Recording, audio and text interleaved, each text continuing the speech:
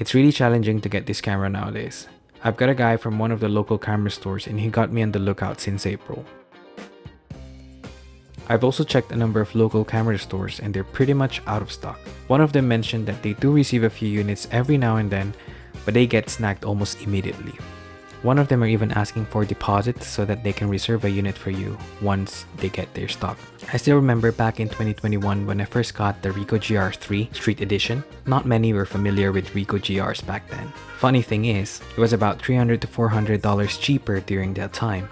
Even the prices in the second-hand market were less intense. Today, prices in the second-hand market, at least here in Singapore, has gotten too close to the retail price of a brand new unit, and even those are being sold like hotcakes. So anyway, I brought this with me on a short road trip to Kuala Lumpur, Malaysia, and I'm really surprised with how much I've enjoyed using this camera. And here are the reasons why. This is where Ricoh GR compacts really shine. On a recent vacation, I brought a rangefinder style camera and two lenses with me. One was a small prime lens and another was a zoom lens.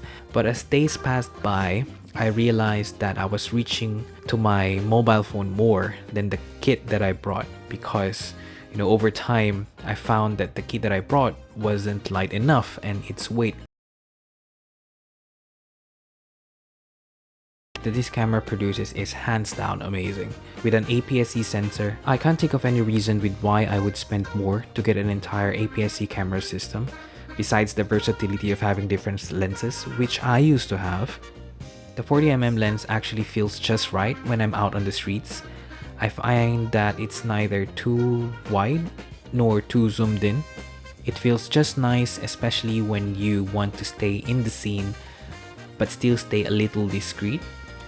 I find that in most cases, at least for me, the 28mm is too wide and I will have to go closer to the subject, which is sometimes not advisable, especially when you're out on the streets or when you're out traveling.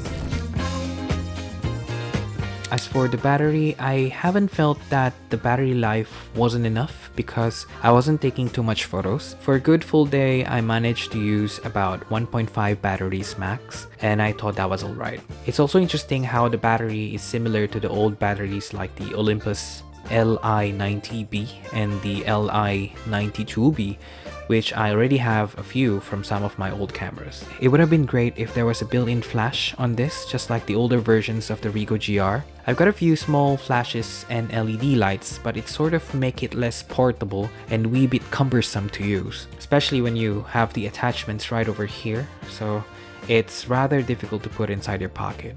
With most of my cameras, I shoot a lot using the built-in viewfinder. I find that I feel more connected to the scene and to the camera I'm using when I put a camera close to my eyes. I know it's just me and it's just a preference really, but it would have been great if Ricoh decides to incorporate built-in viewfinders, just like in the old GR film cameras produced from 1996 to 2001. I think it would have been better if the retractable lens was made in a way that it was not susceptible to dust, because that's the #1 complaint that this camera has been getting. Even my old Ricoh GR III now have a few dust spots on the sensor, and it's really annoying because I can't clean the sensor like how I do it on an interchangeable lens camera. So far, I'm really liking this camera.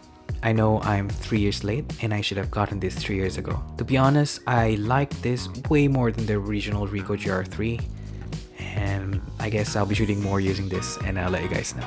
Till then.